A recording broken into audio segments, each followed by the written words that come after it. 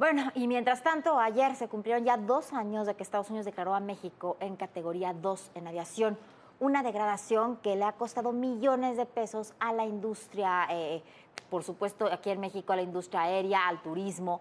Bueno, y no ha pasado nada. Se dijo en un principio que en 6 meses estaría resuelta esta situación y 2 años después seguimos exactamente igual. Y cuando vemos lo que está sucediendo en el sector aéreo, es muy difícil ser optimistas respecto a cuándo regresaremos a la categoría 1. Esto es fundamental para poder tener rutas desde Estados Unidos hacia Estados Unidos que lleguen a nuestro país. Por eso, precisamente, el aeropuerto, el AIFA, no ha podido tener vuelos que lleguen a los Estados Unidos, Jorge. Sí, la degradación tiene muchas consecuencias. La más delicada, la que decía, es que nuestras aerolíneas no pueden establecer nuevas rutas internacionales hacia Estados Unidos, pero las de ese país hacia México sí pueden hacerlo.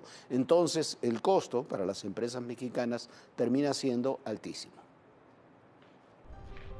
Se cumplen 2 años de la degradación a la Agencia Federal de Aviación Civil a categoría 2. Es el Estado mexicano el que está degradado. Quiero referirme a que no son las aerolíneas, no son los aviones, controladores, pilotos, sobrecargos mecánicos.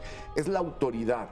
¿Y qué significa esta degradación? Significa que la autoridad no cuenta con una capacidad suficiente de supervisión o de haber cumplido los requisitos por los cuales nos habían etiquetado en la primera oportunidad. Fue en mayo de 2021 cuando la Administración Federal de Aviación de Estados Unidos tomó esta decisión debido a que consideró que México no cumplía con los estándares de seguridad de la Organización de Aviación Civil Internacional.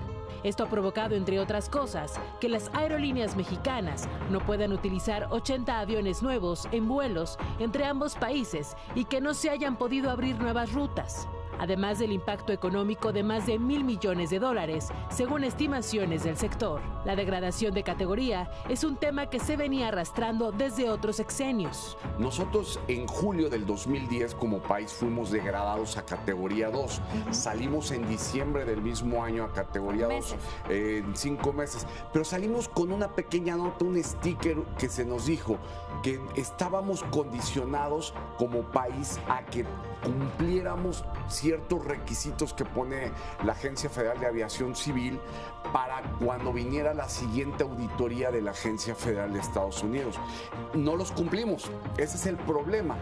Durante el primer trimestre, las compañías estadounidenses acapararon más del 70% del mercado entre México y Estados Unidos. En 2022, dieron servicio a 25.8 millones de pasajeros, en comparación con los 21 millones que atendieron un año antes. Además, durante el año pasado, las aerolíneas de la Unión Americana se quedaron con 74% del mercado, según datos de la Agencia Federal de Aviación Civil. Otro de los temas en los que están trabajando las autoridades es en eliminar por completo cualquier riesgo por el rediseño del espacio aéreo. Durante 35 años se utilizó la famosa radial 160, que te acordarás que en algún momento en el sexenio de Peña Nieto la quisieron mover, la movieron unos cuantos grados, pero... ¿Por qué? Siempre, ¿Por qué la quisieron mover? Por el ruido, por el ruido.